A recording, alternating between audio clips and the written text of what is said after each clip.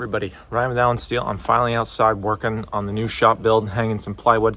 And because I'm by myself, this is a nice little trick I like to do to save me a lot of frustration and a lot of headaches. It does take a couple extra minutes to set it up, a minute or two, but once you got a good system down, it goes really quick. And I'm going to show you what I like to do as a nice little carpentry pro tip when hanging plywood. Okay, so right here, I have a nice little block on the edge where the seam's going to be, and it is the perfect distance away from the plywood, so it's going to fit nice and tight. And then down here at the base of my footer, I have this little block. This is 1.5 inches down, so it's going to cover my footer. That way it rests at the bottom where it's supposed to. And I have one at each edge, so I have one on the outside edge and one on the inside seam.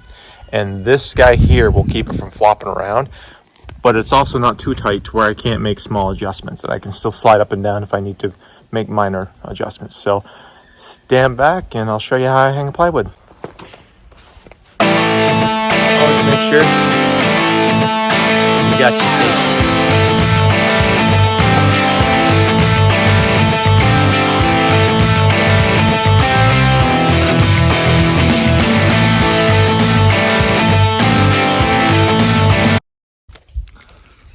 So now it's hung up, it ain't gonna go anywhere.